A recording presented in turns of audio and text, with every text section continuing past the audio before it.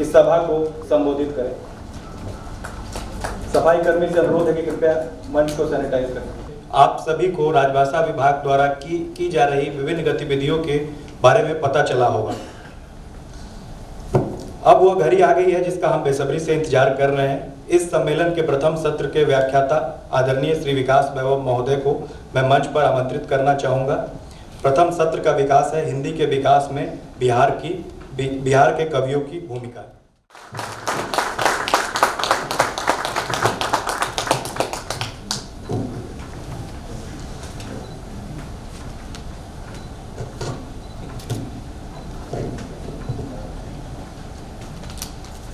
कार्यक्रम में हमसे विदा ले रहे असित कुमार मैथिल जी, कार्यपालक निदेशक केंद्रीय संचार श्री अनिल सवरवाल जी, पावर ग्रिड परिवार के सभी सदस्यों, मुझे जो विषय मिला है हिंदी के विकास में बिहार के कवियों की भूमिका। सबसे पहले जब अंकुर जी मेरे कार्यालय में आए थे और उन्होंने मुझे आमंत्रित किया था तो मैं स्वयं बड़ा अचंभित था, एक तो विषय देखकर और दूसरा मुझे इसमें आमंत्रित करने का क्या कारण हो सकता है। इस पर जब मैं चिंतन कर रहा था तो और भी अचंभित होता गया। मैंने इनको मना कर दिया था क्योंकि कार्य दिवस है, ऑफिस पर रहूंगा तो मैं आ नहीं पाऊंगा, परंतु मुझे इसका ज्ञान नहीं था कि जो आमंत्रण इन्होंने मुझे दिया था उसकी एक प्रति इन्होंने कार्यालय में भी दे दी थी। और कार्यालय में जब कोई चीज़ प्राप्त होती है तो संचिका में बद्ध हो जाती है और अपनी गति से बढ़ती रहती है। तो पत्र भी अपनी गति से बढ़ती रही और एकाएक जब लौट कर मेरे पास आई तो उसमें अनुमति मिली हुई थी कि आप जाएंगे। तो कार्यक्रम का जो विषय था, सबसे पहले विषय के बारे में मैं बहुत बड़ा ज्ञाता नहीं हूँ। हाँ, बिहार के कवियों की कविताओं को मैंने पढ़ा है। स्वयं भी जिस गांव से आता हूँ, राष्ट्रकवि दिनकर के बिल्कुल कुछ ही किलोमीटर दूर पर मेरा गांव बसा है, बगल का गांव है। और दिनकर जी की कविताओं ने भी सदैव प्रेरित किया। सोशल मीडिया के माध्यमों से, अन्य माध्यमों से भी उस प्रेरणा का मैंने विस्तार करने का सदैव प्रयास किया है। अब मुझे यहाँ क्यों बुलाया गया, मैं तो जब छोटा था तो जिस विद्यालय में था वहाँ हिंदी बोलने पर 5 रुपए का दंड दिया जाता था। उसमें पर्पस यही था, बहुत दूर की बात नहीं, इसी बिहार की बात है। मेरे पिताजी अब रिटायर हो गए हैं, सेवानिवृत्त हैं, इंडियन ऑयल कॉर्पोरेशन में काम किया करते थे और यहीं बरौनी रिफाइनरी टाउनशिप में काफ़ी समय मेरा बीता। तो उसमें सेंट पॉल स्कूल में पढ़ा था, द्वितीय कक्षा से लगभग आखिरी कक्षा तक। और जो भी पेरेंट्स थे उनके मन में इस प्रकार की कल्पना थी कि मेरा बच्चा बहुत अंग्रेजी में बहुत फराटेदार होना चाहिए। तो स्कूल में जब इस प्रकार का नियम लागू किया गया कि भाई जो भी बच्चे आएंगे वो केवल अंग्रेजी में ही बोलेंगे और यदि किसी ने हिंदी का प्रयोग किया तो 5 रुपए का दंड है। इससे मुझे स्मरण नहीं है कभी किसी को दंडित किया गया हो, परंतु उसका भय व्याप्त था। कोई भी व्यक्ति अगर हिंदी बोलता तो कोई ना कोई व्यक्ति यदि सुन लेता तो वहीं से वो प्रारंभ हो जाता था एक प्रकार का, जिसको हम ब्लैकमेल कहते हैं, कि अगर उसको अपनी कोई बात मनवानी होगी तो क्लास में शिकायत कर दिया कि मैंने इसको अमुक स्थान पर अमुक समय में हिंदी बोलते पाया था। और उसका भय इतना था कि कोई व्यक्ति वास्तव में हिंदी का प्रयोग नहीं करने का प्रयास करते थे। उसके पश्चात पढ़ते गए, आईआईटी पहुंचे। तो आईआईटी में जब पहुंचे तो जब विद्यालय की ऐसी भूमिका थी तो निश्चित है कि व्यक्ति के मन में एक रुझान होगा कि अंग्रेजी का प्रयोग ज़्यादा हो। तो पहले वर्ष में जो मिलते, मैं बताया करता है विकास वैभव फ्रॉम दिल्ली, पिताजी उस समय दिल्ली में पोस्टेड थे, रहने वाला तो यहीं बिहार का ही। अचानक जब आईआईटी पहुंचे तब तक तो केवल पढ़ते थे, वहाँ गए तो लगा कि पढ़ने के अलावा भी कुछ करना चाहिए। तो हॉस्टल में चुनाव हुआ करते थे, हॉल एग्जीक्यूटिव कमेटी थी, उसमें प्रेसिडेंट होते थे, सचिव होते थे, अलग अलग। अब चुनाव जब लड़ना था तो अगर अंग्रेजी बोलते तो वोट मिलता नहीं, क्योंकि लोगों को लगता उसमें हर तरह के लोग थे, बहुत लोग थे जो बिहार के थे, उत्तर प्रदेश के थे, अनेक स्थानों के थे। उसमें अगर अंग्रेजी में जिस प्रकार से रैगिंग हो रही थी तब भी अंग्रेजी बोलते थे। लेकिन उसके बाद यदि चुनाव में मत प्राप्त करना था तो लोगों से जुड़ना था। अब जुड़ने के लिए यदि अंग्रेजी बोलते तो पता था कि एक भी वोट नहीं मिलेगा। तो मुझे याद है 1999 के जब शुरू हो रहा था, 98 के अंत में, मैं उस समय छुट्टियों में घर आया था और जाकर 99 के जनवरी में चुनाव था हॉल प्रेसिडेंट का। तो करीब 15 दिन मैंने प्रैक्टिस की कि जब चुनाव में जाऊंगा, दूसरे विंग में जाऊंगा, किस प्रकार हिंदी में बोलूंगा और कैसे प्रभावशाली हिंदी बोलूंगा ताकि लोग जुड़े। तो कहानी कुछ वैसे शुरू हुई। अब यहाँ कैसे आमंत्रित हुआ मेरे लिए भी अचंभित करने वाला कारण था, परंतु जो मुझे लगा, सोशल मीडिया पर लगभग पिछले 5 वर्षों से मैंने हिंदी का प्रयोग करना प्रारंभ किया। उससे पूर्व में इंग्लिश में लिखता था। उससे जो जिसको लोग कहते हैं रीच, लोगों तक बढ़ने लगी। प्रेरणा तो तभी जगी थी, बहुत 99 तक तो लगभग इंग्लिश में ही लिखते रहे। आज भी एक ब्लॉग लिखता हूँ, इंग्लिश में लिखता हूँ, लेकिन लोगों से जुड़ने के लिए, जैसे उस समय वोट मांगने के लिए हिंदी का प्रयोग करना पड़ा। तो यहाँ अब वो कहानी शुरू कैसे हुई, कैसे मैं आज आपके समक्ष खड़ा हूँ, उस पर मैं बात करना चाहता हूँ। मुझे पावर ग्रिड कॉरपोरेशन में निश्चित ही भारत के अनेक क्षेत्रों से लोग होंगे। मैंने भी कुछ समय एनटीपीसी में कार्य किया था, जैसे सवरवाल साहब बता रहे थे। मैकेनिकल इंजीनियर हूँ, आईआईटी कानपुर से पढ़ा, लेकिन अक्सर ऐसे लोग मिल जाते हैं जो पूछते हैं कि आपने यूपीएससी में हिंदी या संस्कृत इस प्रकार के विषय से तो नहीं दिया था। तो उनको भी बताना पड़ता नहीं, मेरा सब्जेक्ट भी मैथ्स था और मैकेनिकल इंजीनियरिंग ही था और इंग्लिश मीडियम में ही मैंने दिया था। तो प्रेरणा जगी कैसे, क्यों हिंदी का प्रयोग करता हूं,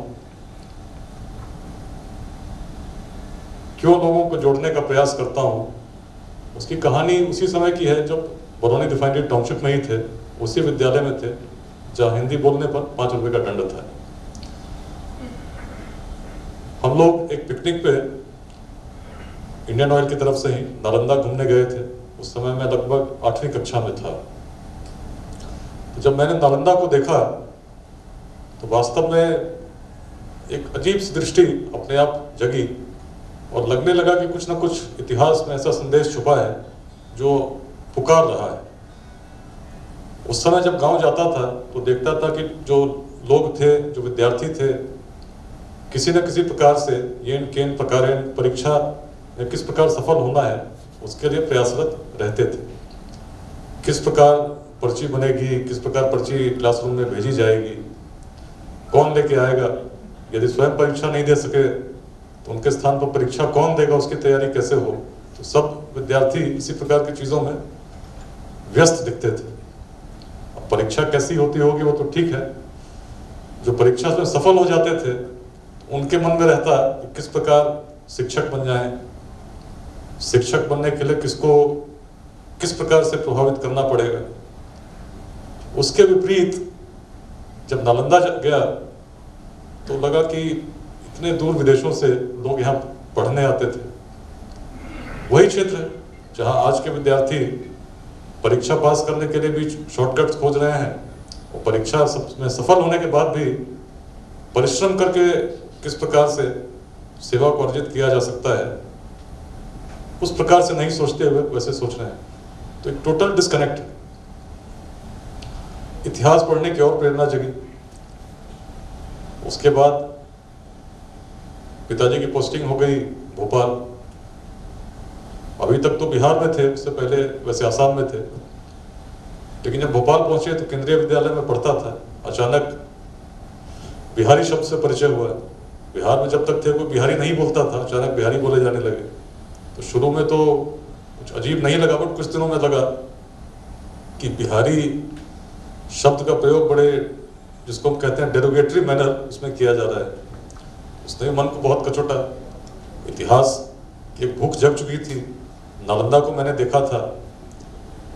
जब मध्य प्रदेश में घूमने लगा तो सांची गए, आसपास के स्थानों पर गए, सम्राट अशोक के शिलालेख भी मिले। तो लगा कि जिस बिहार का प्रभाव इतना था,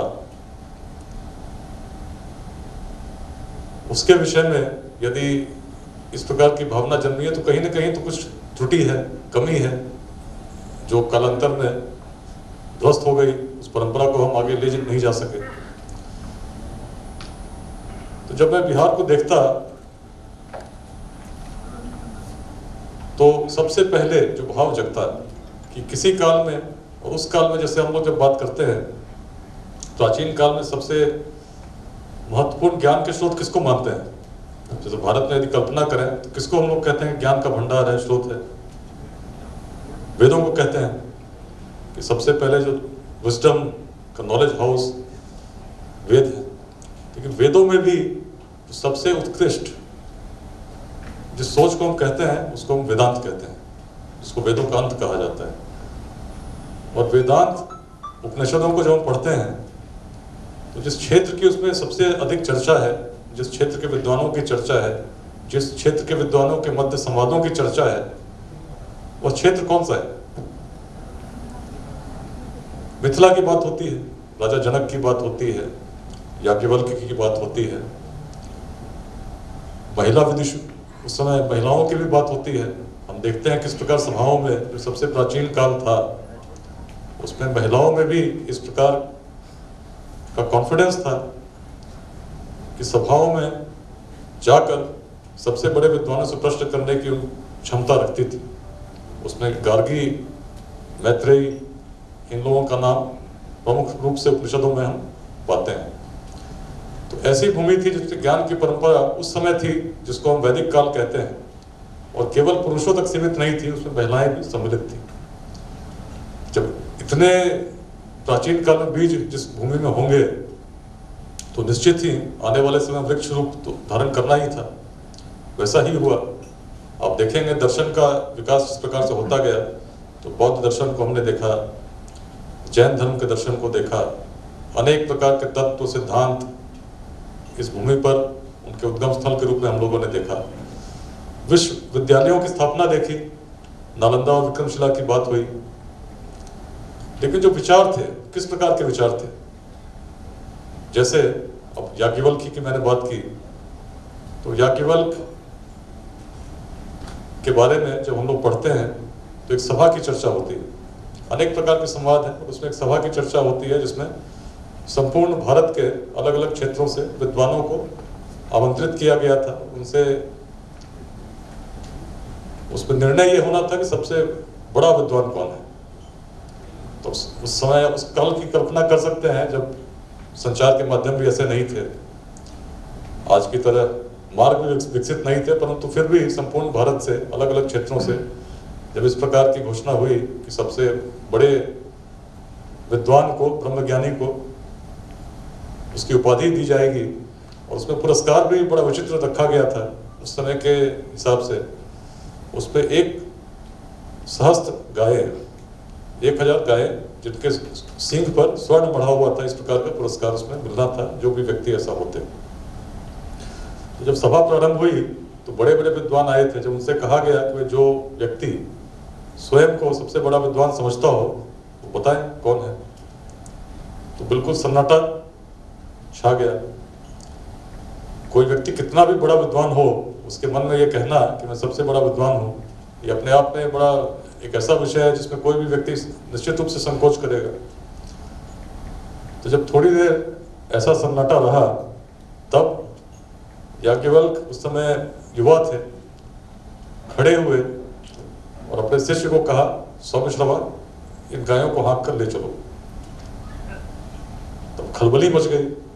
बड़े बड़े बड़े विद्वान थे, बुजुर्ग थे, हर प्रकार के लोग थे। उसमें एक युवा खड़ा होता है और कहता है कि जो पुरस्कार है इसको ले चलो। तात्पर्य तो यही है कि भाई सबसे बड़ा विद्वान वो है। तो लोगों ने उससे पूछा कि भाई आप क्या स्वयं को सबसे श्रेष्ठ विद्वान समझते हो? तो याज्ञवल्क्य का जो उत्तर था, उन्होंने कहा, मैं नहीं कहता कि मैं सबसे श्रेष्ठ हूँ, मुझे तो इन गायों की आवश्यकता है, इसीलिए मैं ले जाना चाहता हूँ। परंतु यदि किसी को लगता है कि वो श्रेष्ठ है तो निश्चित मुझसे शास्त्रार्थ कर सकते हैं, वार्ता कर सकते हैं, उनके प्रश्नों का उत्तर देने का प्रयास करूँगा। तो मन में अहंकार नहीं था। चाहते तो कह सकते थे कि हाँ मैं श्रेष्ठ हूँ, इस प्रकार की बात उन्होंने नहीं कही। उन्होंने केवल यही कहा कि मुझे इन गायों की आवश्यकता है। और फिर शास्त्रार्थ प्रारंभ हुआ, जो करीब 3 दिनों तक चलता है। और 3 दिनों तक सभी विद्वानों को अपने तर्कों से उन्होंने पराजित किया। और उसके बाद बारी गार्गी की आती है। तो गार्गी ने भी अनेक प्रश्न किए और अंततः उन्होंने कहा कि याज्ञवल्क्य से श्रेष्ठ कोई नहीं है। तो इस प्रकार की भूमि हमारी रही, जिसमें प्राचीन काल में ज्ञान की ऐसी परंपरा थी, खुलकर बातें होती थी, संपूर्ण भारत के लोग आते थे।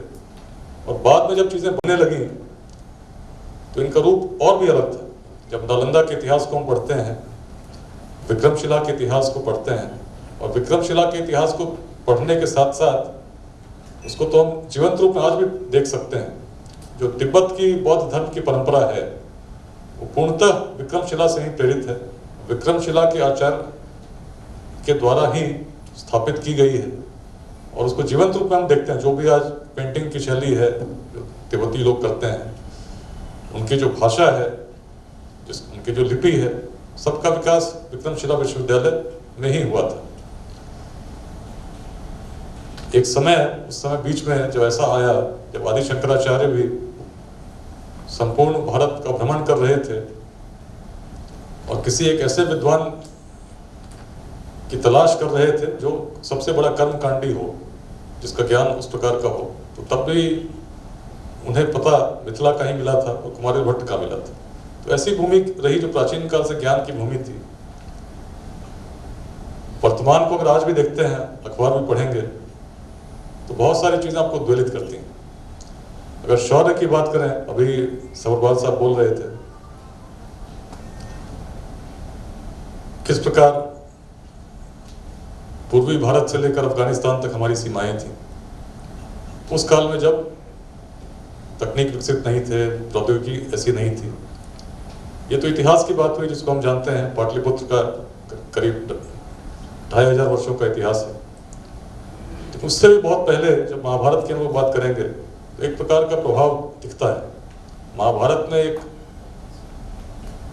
कथा है जिससे सब लोग उस रूप में परिचित होंगे।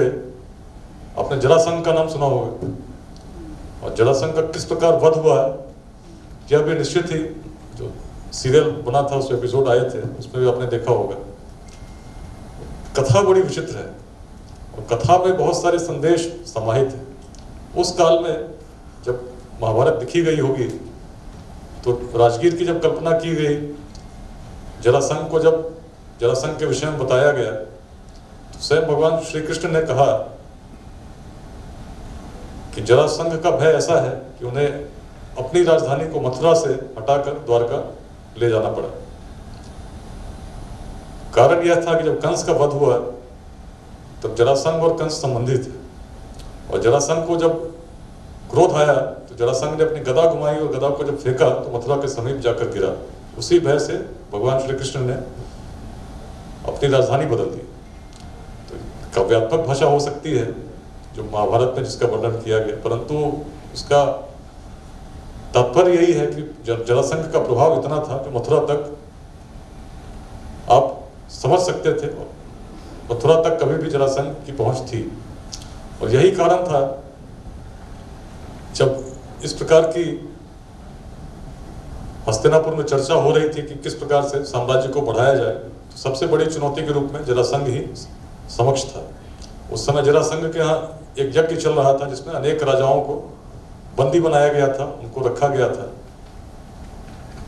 तो श्री कृष्ण, अर्जुन और भीम यदि चाहते तो सामान्य मार्ग से भी आ सकते थे। हस्तिनापुर से यदि आपको राजगीर आना हो तो कैसे आएंगे? आप प्रयाग होकर आएंगे, पाटलिपुत्र होकर बढ़ते चलेंगे, पहुंच जाएंगे। परंतु इस मार्ग से नहीं गए।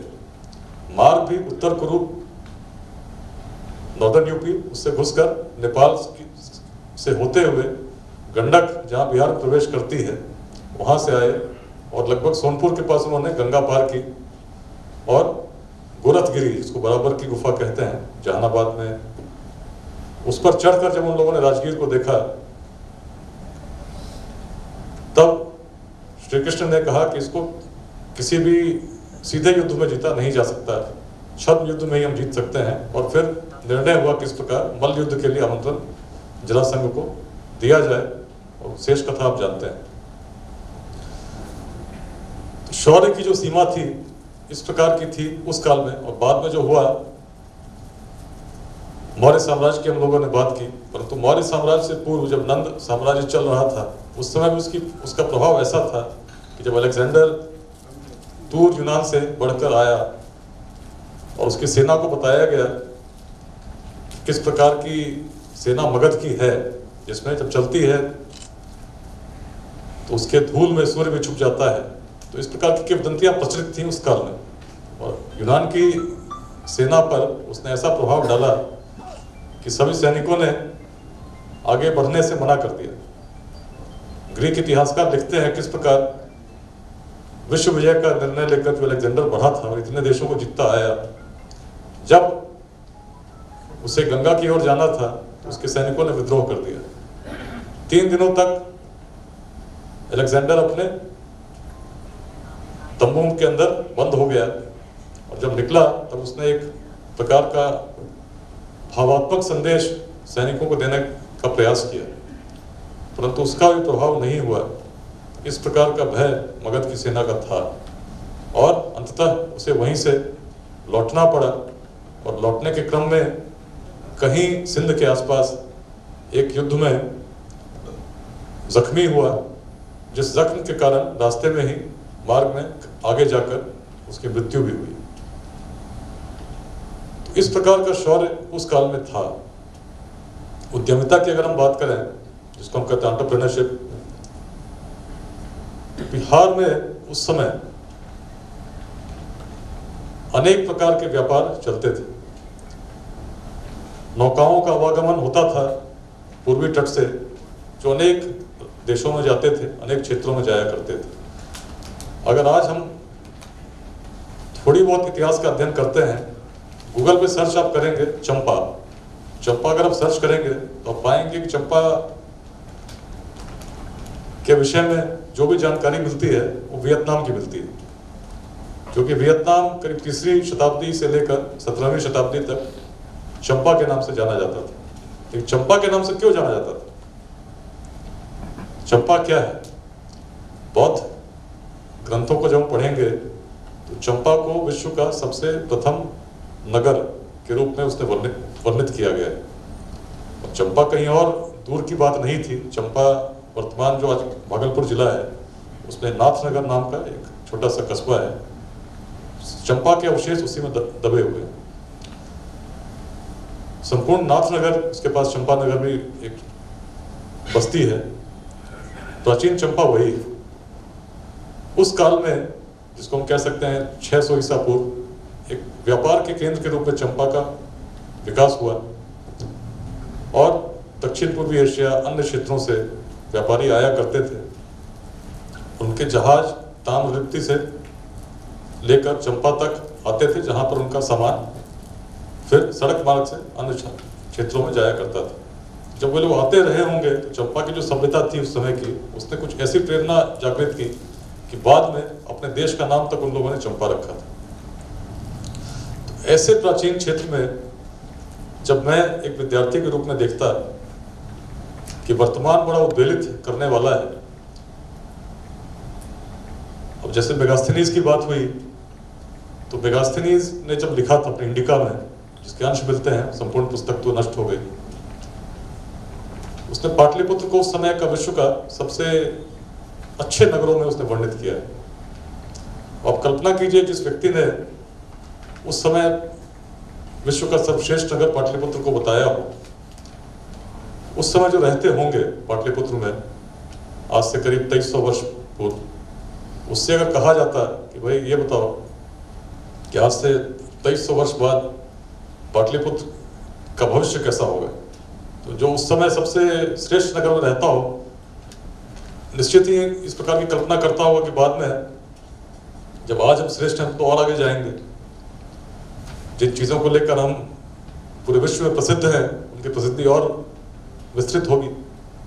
परंतु हुआ क्या, जो ज्ञान की भूमि थी, शौर्य की भूमि थी, उद्यमिता की भूमि थी, उसमें एक प्रकार का ऐसा द्वंद्व हुआ, चीज़ें बिखरती सी चली गई। वर्तमान में उस प्राचीन काल से कुछ तारतम्य नहीं दिखता।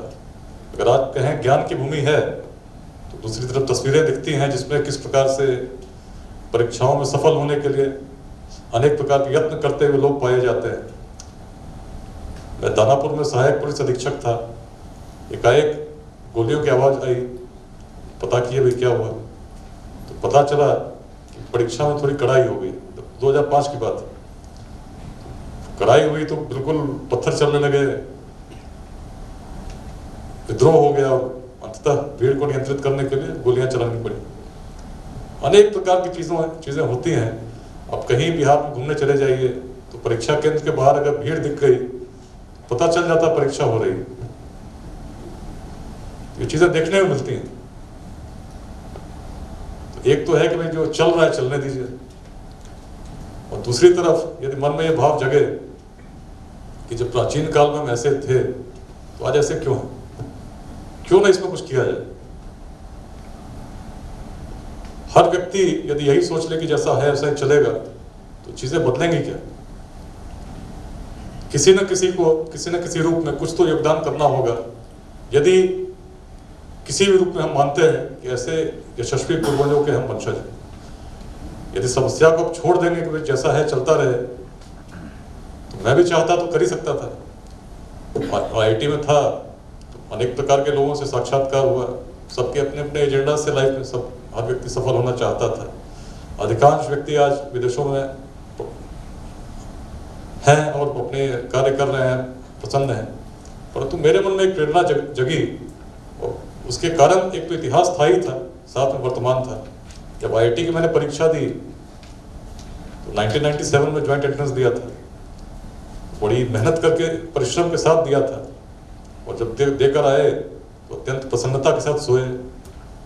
सुबह उठे तो माता देखी, माता ने बताया कि परीक्षा के प्रश्न पत्र लीक हो गए, टीवी पर यही चल रहा है। तो मैं तो बड़ा प्रसन्न था कि पूरी परीक्षा हो गई, लेकिन प्रश्न पत्र लीक हो गए। पहली बार आईआईटी के पेपर लीक हुए थे, केंद्र बिहार था। तो ऐसा अनुभव तब हुआ जब उस समय पिताजी दिल्ली में थे, और जिस बिहार का रहने वाला था, जिसके इतिहास पर गौरवान्वित होता था, उसने इस प्रकार से प्रभावित किया। आईआईटी पहुंचे तो पिताजी की पोस्टिंग फिर बरौनी रिफाइनरी हो गई। रहने वाला उसी बेगूसराय जिले का हूँ। गर्मी की छुट्टियों में सब लोग घर जाना चाहते ही हैं, कॉलेज में कौन रहना चाहेगा। लेकिन मुझे पिताजी ने फोन किया कि छुट्टी में घर मत आओ। ये तो और अचंभित करने वाली बात है, पूरे सेमेस्टर आप पढ़ते हो, छुट्टी में कहा जाए घर मत जाओ, क्यों नहीं जाए, परीक्षा हो रही है आने की। तो नहीं, शादी का सीजन चल रहा है, पकड़ के शादियां मोकामा और बेगूसराय में होती। पता चला ट्रेन से उतरे तो वहीं से चले गए। इस प्रकार की चीजों को मैंने बिहार में देखा। जिस समय पढ़ रहा था, प्रश्न पत्र लीक हुए, घर जाने की भी स्वतंत्रता नहीं थी। आईआईटी में पहुंचे तो बड़ा अच्छा मित्र बना, समस्तीपुर जिले के रहने वाले थे। पहली फर्स्ट ईयर में जब देखे थे तो बड़े हम्बल फैमिली बैकग्राउंड जिसको कह सकते हैं, बड़े ज्ञानी थे, अच्छे थे, पढ़ने में बड़े तेज थे। मुझे तो मैकेनिकल मिली थी, मेरी रैंक थी 574, भाई साहब की रैंक थी करीब 250 के आसपास, और विद्युत इलेक्ट्रिकल इंजीनियरिंग में पढ़ाई कर रहे थे। तो बड़ी अच्छी बात थी। 6 महीने बाद उसी व्यक्ति को मैंने देखा, मित्र अच्छे थे, बिहार के थे, तो मित्रता भी हुई। कुछ परिवर्तन आया है। अभी तक तो जो कमीज थे वो दर्जी सिलते थे, अब नए नए ब्रांड्स के कमीज आने लगे। कुछ दिन और बीते तो रीबॉक के जूते भी आ गए। सेमेस्टर जब समाप्त हुआ तो पता चला कि बाइक भी आ गई। कुछ और दिन बीते तो एक दिन सुबह सुबह देखा कि पुलिस वाले खोज रहे हैं। तो फिर मन में जिज्ञासा जगी कि भाई क्यों खोज रहे हैं। तो पता चला कि भाई साहब स्कॉलर है। स्कॉलर तो मतलब है ही, बड़े विद्वान हैं, लेकिन स्कॉलर का मतलब था कि जो व्यक्ति किसी दूसरे व्यक्ति के लिए जाकर परीक्षाएं लिखे। तो भाई साहब कुछ धन कमाने के लिए इतना अच्छा उनका करियर हो सकता था।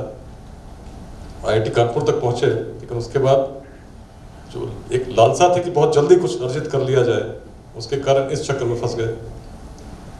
जेल जाना पड़ा इतनी कम उम्र में। आगे संपर्क में वैसे नहीं है, परंतु फेसबुक पर आज भी हैं। तो मैंने देखा कि जो वर्तमान समय में युवा हैं बिहार के, अपने प्राचीन गौरव से कट से गए हैं। अनेक लोगों के मन में इस प्रकार की भावना जग सकती है कि कुछ करना चाहिए जिससे वर्तमान में कुछ परिवर्तन आए, परंतु फिर अपनी सामर्थ्य पर, अपनी क्षमता पर निश्चित ही संदेह होता है कि मैं क्या कर लूँगा। जब इतना कुछ है तो ठीक है, मेरे मन में अच्छी भावना जगी, परंतु मेरा इसमें योगदान कैसे हो सकता है।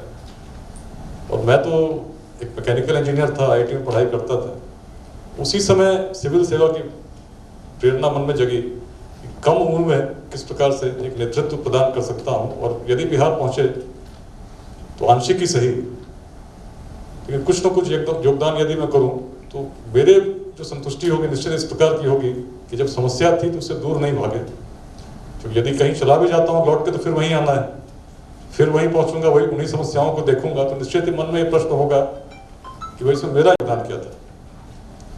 इस प्रेरणा ने मुझे सिविल सर्विसेज की तरफ मोड़ा, और एक इंजीनियर जो आज पावर ग्रिड या NTPC में रहता है या किसी अन्य कंपनी में रहता है, उसको छोड़कर वर्दी पहनकर उग्रवादियों से लड़े, अलग अलग क्षेत्र के अपराधियों से लड़े। और जब लड़ते हैं तो सबसे अधिक बड़े बड़े नेताओं से भी सामना हो जाता है। लेकिन मन में जब भावना इस प्रकार की थी कि कुछ करना है जिसमें परिवर्तन हो, तो यह स्पष्ट था, तय था कि डिगेंगे नहीं, झुकेंगे नहीं। जो मन में जिस भावना को लेकर चले हैं, कोई कुछ भी हो जाए, किसी प्रकार की परिस्थिति आ जाए, संकल्प इतना सुदृढ़ होना चाहिए कि व्यक्ति आगे बढ़ता जाए।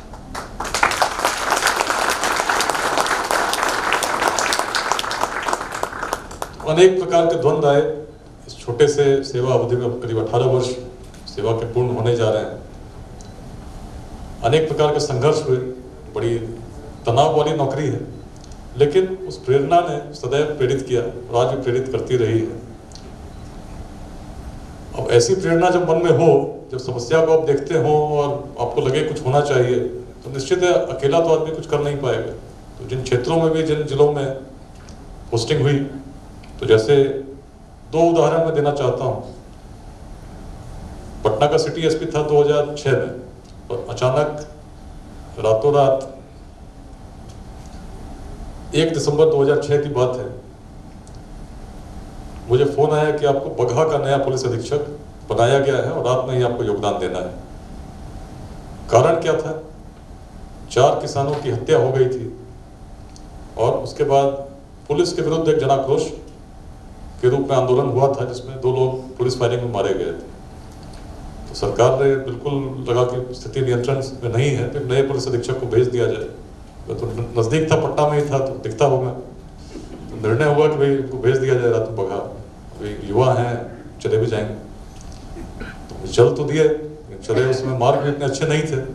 तो रात के 1 बजे निकले थे, अगले दिन 3 बजे पहुंचे, भटकते हुए, कहीं से कहीं खोजते हुए। लेकिन जब पहुंचे तो बड़ा अच्छा लगा। थके हुए थे, लेकिन बगहा पता नहीं कितने लोग गए होंगे। बड़ी ही रमणीक उसमें प्राकृतिक सौंदर्य है, गंडक का किनारा है, हिमालय की तराई है, बड़ा दियारा है और जंगली जानवर भी है। तो जो जिम कॉर्बेट को पढ़ते थे, इस प्रकार की चीज़ों को देखते थे। स्टेशन देखे तो मालगुडी डेज टाइप का लगा कि वैसा ही स्टेशन है। आज भी बहुत कुछ परिवर्तित नहीं हुआ, परंतु उस तरह से भयानक परिवर्तन इसलिए हो गया है क्योंकि मार्ग बन गए हैं। जहाँ कोई डर से नहीं जाता था, वहाँ आज पर्यटक जा रहे हैं।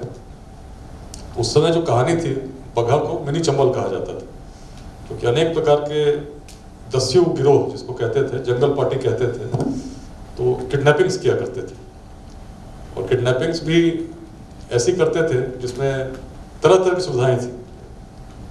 जैसे पटना में जब था तो किडनैपिंग होती थी तो भाई पकड़े गए तो आपको फ़ोन आया कि भाई इतना पैसा दीजिए तो आपके बच्चे छूट जाएंगे। बगहा में तो बहुत ही अच्छी व्यवस्था थी। उसमें यह था कि भाई आप इतना यदि आज नहीं दे पाते हैं तो कोई बात नहीं, आप इंस्टॉलमेंट्स में पेमेंट कर सकते हैं,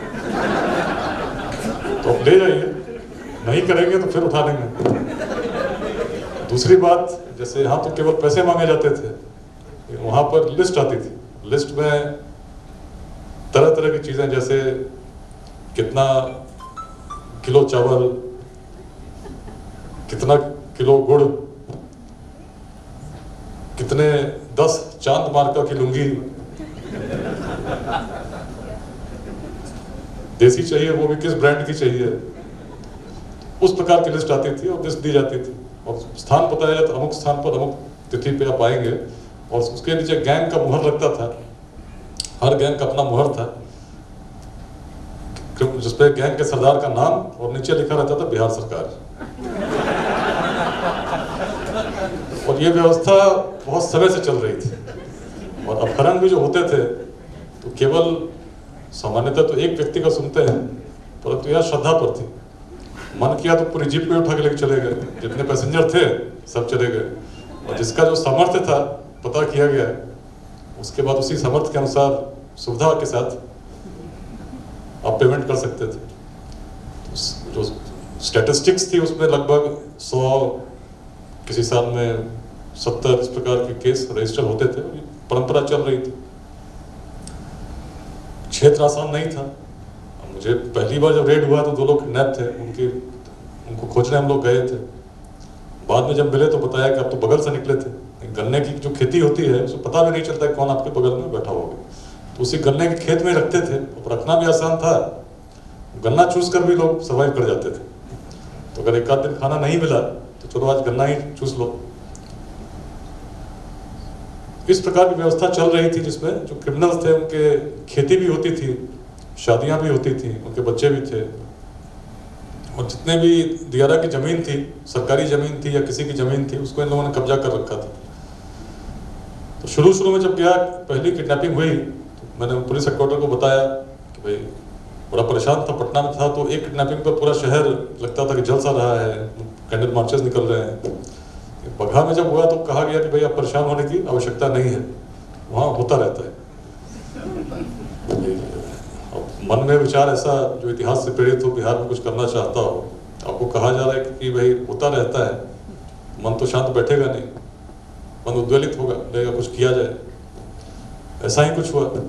समस्या पर मैंने चिंतन प्रारंभ किया, देखा कि अनेक प्रकार के अभियान चले, ब्लैक पैंथर, व्हाइट पैंथर, जिसमें बहुत पुलिस जाती थी, जंगल में घूमती थी, दियारे में घूमती थी, आ जाती थी, कई बार मुठभेड़ें भी हुई। थोड़े अलग तरीके से जब मैंने सोचना शुरू किया तो मैंने उसी रूप में देखा कि लोग कह रहे हैं कि यहाँ पर महर्षि वाल्मीकि के समय से अपराध चल रहा है। वाल्मीकि नगर उस पूरे टाइगर प्रोजेक्ट का भी नाम है। मान्यता है कि महर्षि वाल्मीकि का आश्रम एक समय वहीं था, जिसमें आज वाल्मीकि नगर इसी कारण से उसका नाम पड़ा है। और अपराध की जो परंपरा थी उसको भी इसी प्रकार से लोग कहते थे कि महर्षि वाल्मीकि के समय से यहाँ पर अपराध है, तो अपराध कभी नष्ट होगा नहीं। एक अंग्रेज इतिहासकार ने लिख दिया दियारे के विषय में कि इस यूनिवर्सिटी ऑफ क्राइम, ये उस समय की बात है। तो सबसे पहले मैंने देखा, हम लोगों ने चिन्हित किया कितनी जमीन इस प्रकार की है जिस पर खेती होती है। करीब 320 एकड़ जमीन उस दियारे में दिखी बगहा में, जिसको हम लोगों ने चिन्हित किया। उसमें लोगों ने फिर गन्ना कटवाना शुरू किया। गन्ना कटवा कर चीनी मिल में दिया, और जो जितने भी पैसे मिलते वो सरकारी ट्रेजरी में जमा होते। इस प्रकार पहले वर्ष 2006-07 में करीब 25 लाख रुपए सरकारी ट्रेजरी में जमा हुए।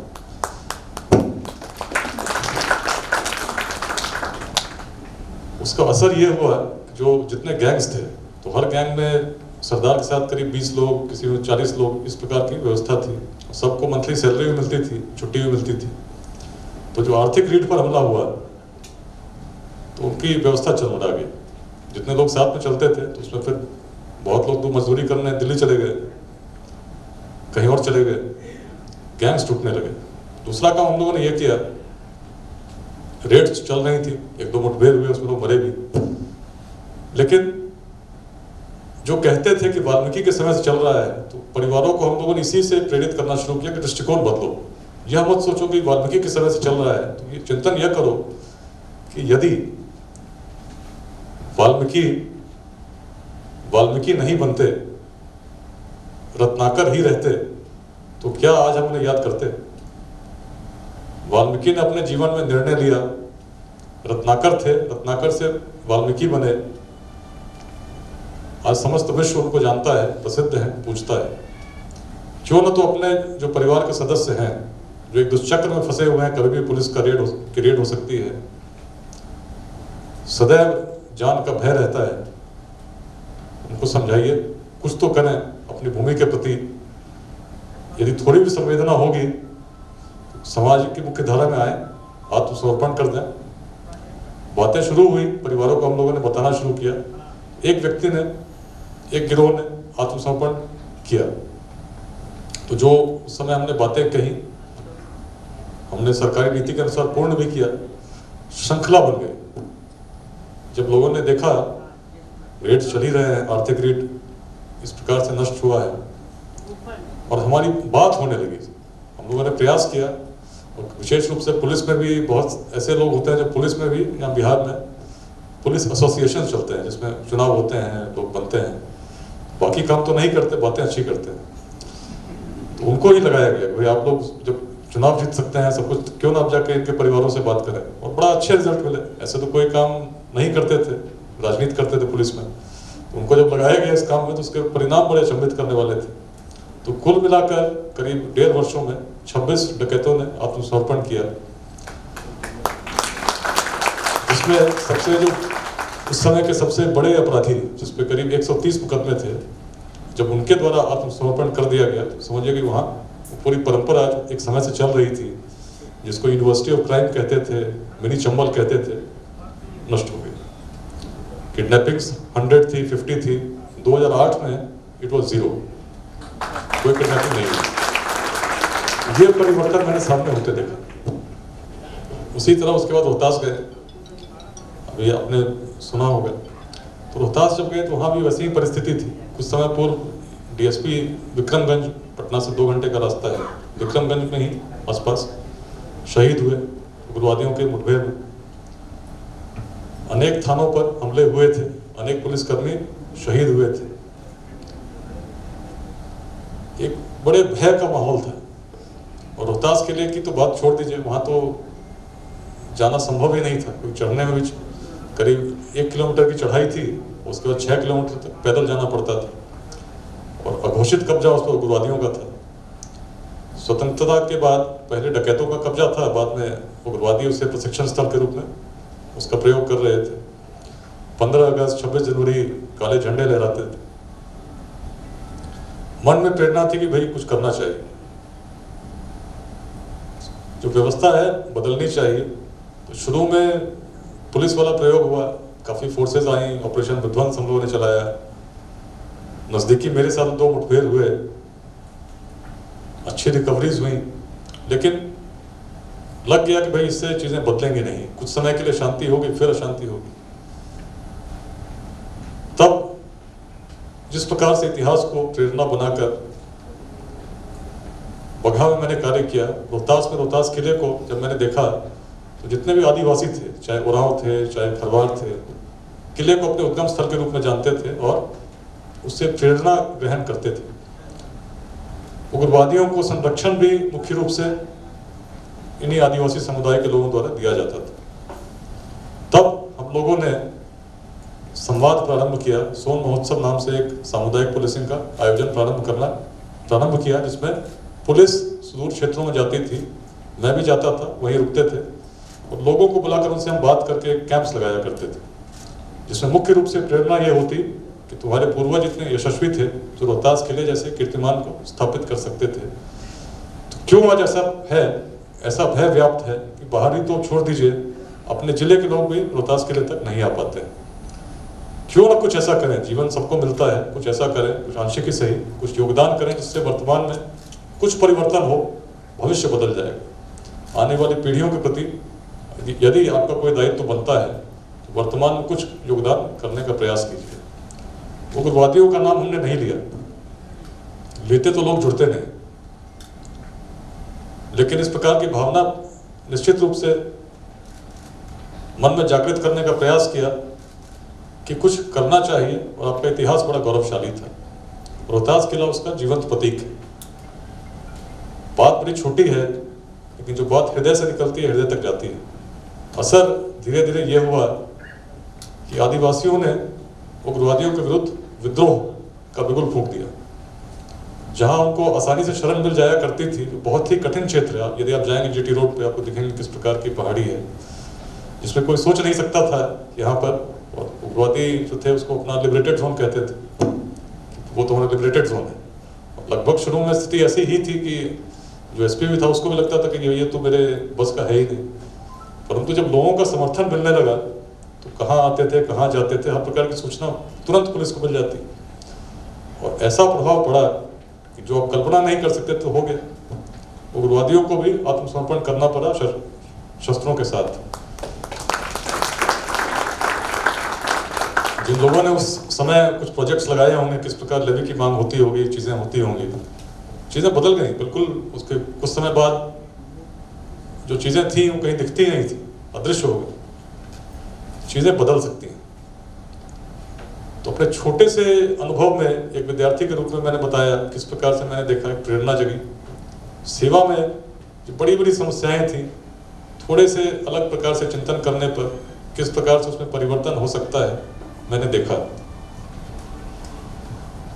उस परिवर्तन को किया जा सकता है। कोई चीज़ यदि कठिन लगे, संभव है। हमारे मन की सीमा मात्र है कि हम मान लेते हैं कोई चीज़ कठिन है, नहीं हो सकती। मुझे लगा कि और भी लोगों को प्रेरित करना चाहिए। और इस क्रम में सोशल मीडिया एक बड़ा अच्छे रूप में दिखा जो लोगों को जोड़ सकती है। उस पर भी प्रारंभ मैंने शुरू में इंग्लिश में लिखते थे। सब लोग लगता है ना, जो थोड़ा स्टाइलिश होगा तो अंग्रेजी लिखेगा, लोग भी प्रभावित होते हैं कि देखिए अंग्रेजी बड़ी अच्छी। लेकिन 2016 में तब मैंने कुछ जब एक दो पोस्ट ब्लॉग लिखे थे पुलिस के बारे में भी, तो पहली जो एक मुठभेड़ की कहानी थी जो रोहतास की पहाड़ी पर हुई थी सोली गांव में, उसको मैंने हिंदी में मेरे किसी मित्र ने, जो मैंने इंग्लिश ब्लॉग था उसे ट्रांसलेट करके हिंदी में ट्रांसलेट करके डाल दिया। बड़ा वो वायरल हो गया, जबकि मैंने लिखा भी नहीं था।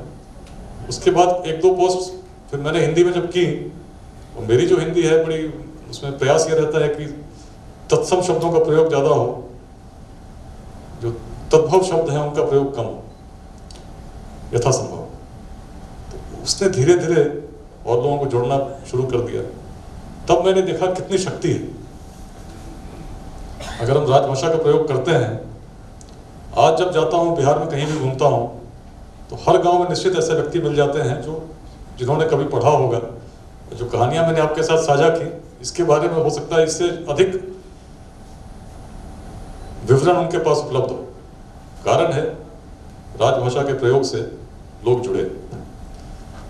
जैसे जब आईआईटी में चुनाव लड़ना था तब भी मन में वो प्रेरणा जगी थी। परंतु यदि कोई कारण है कि हम राजभाषा दिवस मनाते हैं, सम्मेलन करते हैं, तो कारण है कि लोगों को जोड़ने के रूप में, तो एक माध्यम के रूप में इसका प्रयोग अत्यंत सशक्त रूप में किया जा सकता है। भारत में अनेक प्रकार की विविधताएं हैं, अनेक क्षेत्र हैं, अनेक भाषाएं हैं, लिपियां हैं। लेकिन जब यूनियन ऑफ इंडिया के रूप में संविधान में हम लोगों ने एक रूप ग्रहण किया, तो निश्चित ही किसी भी राष्ट्र को जोड़ने के लिए एक प्रकार की भाषा चाहिए जिसको हम राजभाषा कह सकें। तो उसमें हिंदी ही सबसे अधिक लोगों द्वारा प्रयोग में की जाती थी, या हिंदी के जो अनेक अनेक प्रकार के बोलियां हैं प्रयोग में लाई जाती थी। लेकिन चुनौती ये थी कि कैसे उन क्षेत्रों में जहां हिंदी का प्रयोग नहीं हुआ हो उसको और विस्तृत किया जाए। तो अपने जो अनुभव मैंने यहाँ मुझे आमंत्रित किया गया, उसका कारण यही था कि मैंने हिंदी का प्रयोग सोशल माध्यमों से किया, और अन्यथा अंकुर जी मुझे भी नहीं जानते, और राजभाषा सम्मेलन में यदि बैकग्राउंड पढ़ते तो आईटी का इंजीनियर, पुलिस की नौकरी, यहाँ तो नहीं आता।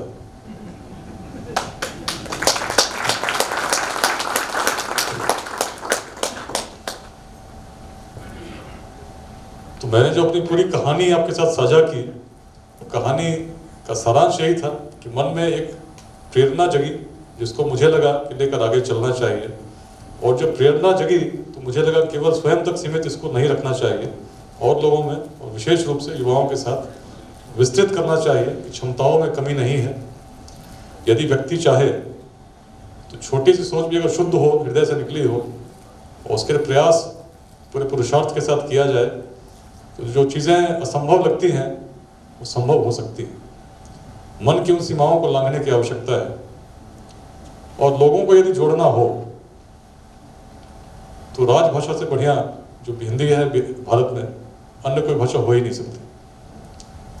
यदि किसी अन्य भाषा का प्रयोग करेंगे और सोचेंगे लोग जुड़ेंगे, नहीं जुड़ेंगे। इस रूप में बहुत आवश्यक है कि इस प्रकार का प्रयोग हो।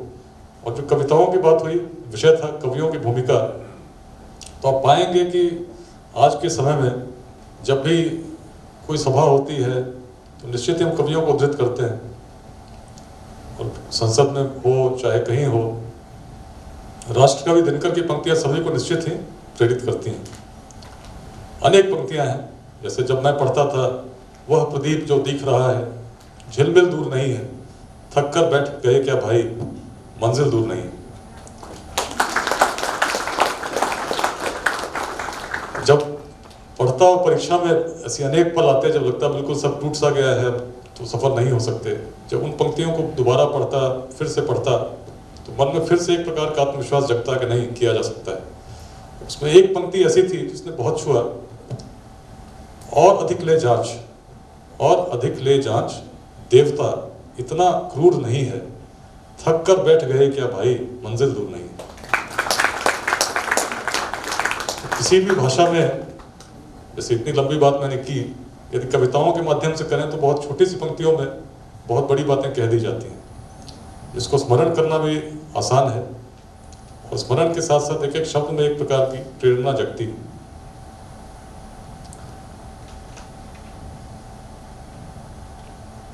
तो अंत में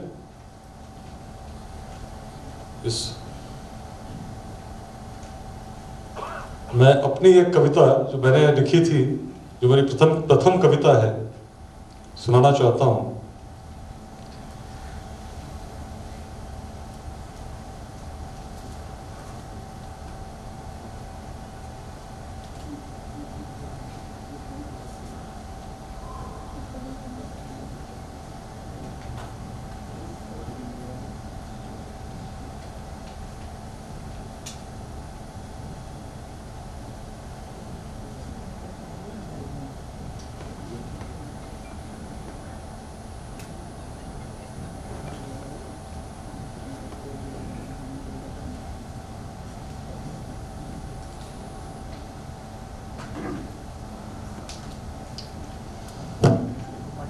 दिनकर जी के बारे में सोचते हुए मैंने इस कविता को आज से लगभग 4 वर्ष पूर्व लिखा था। दिनकर जयंती पर सरस्वती तट से प्रसार हुआ। सरस्वती तट मतलब वेस्टर्न इंडिया, पाकिस्तान, जहाँ वेद लिखे गए। सरस्वती तट से प्रसार हुआ, चेतन भारत विस्तार हुआ। वेदों ने अंत जहाँ पाया, मिथिला क्षेत्र वह कहलाया।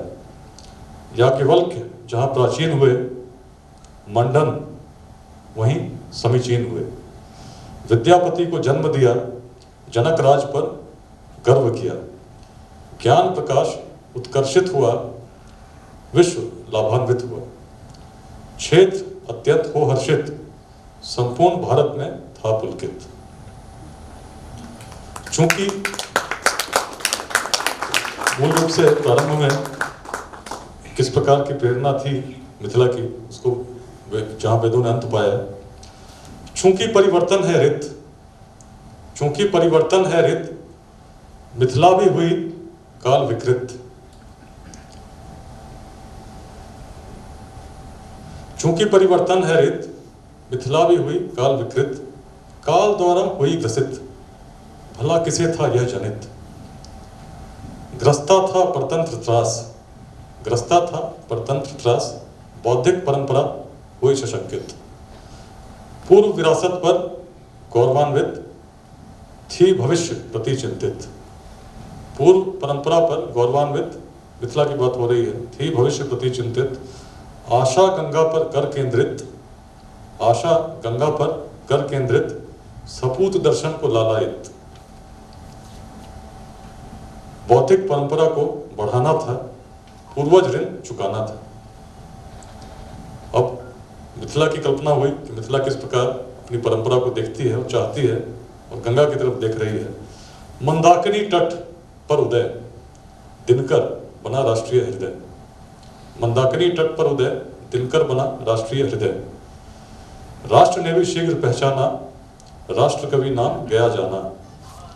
मिथिला हुई पुनः चेतन, भारत को अंतर प्राण मिला। संस्कृति अध्याय हुआ रचित, संस्कृति अध्याय हुआ रचित। क्षेत्र नव गौरवान्वित। दिनकर ने किया काल दर्शन, दिनकर ने किया काल दर्शन। शब्द रूप में नव सृजन। रश्मिरथी को सम्मान मिला, रश्मिरथी कर्ण, रश्मिरथी को सम्मान मिला।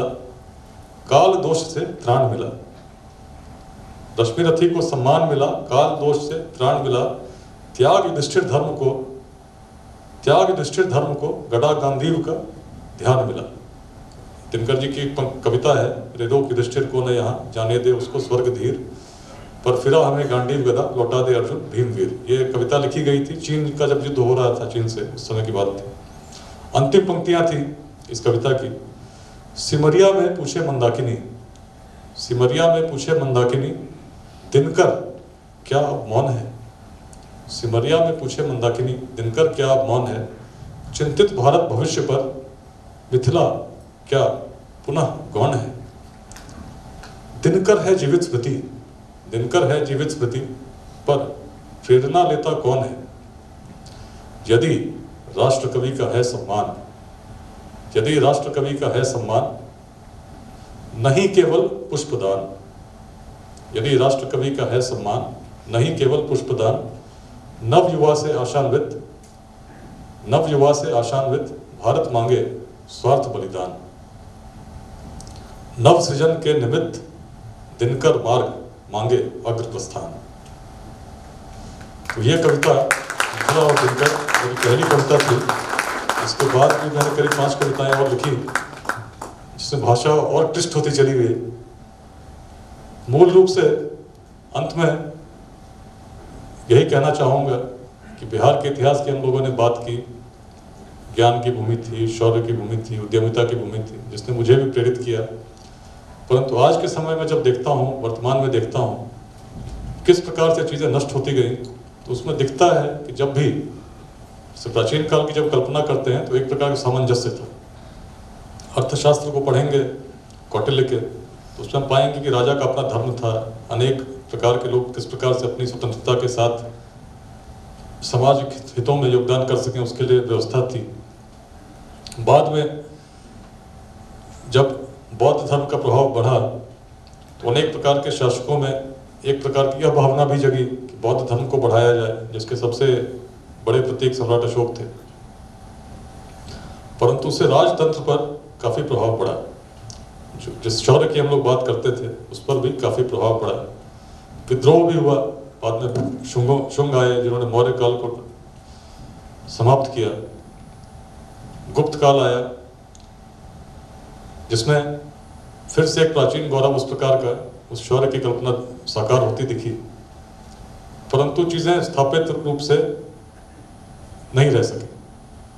कहीं ना कहीं फिर एक प्रकार का जो सामंजस्य चल रहा था उसमें कमी आई।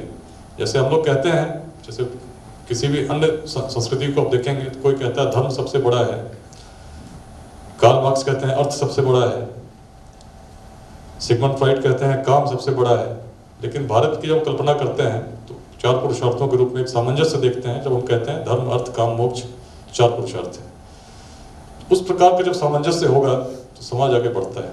लेकिन जब अतिवाद होगी, किसी एक विशेष भावना को उस रूप में प्रयास करेंगे, उसी पर चलें, तो चीज़ें बिगड़ती हैं। और लगभग ऐसा ही कुछ बिहार में हुआ। एक सामंजस्य जो प्राचीन कल्पना थी नष्ट होता गया।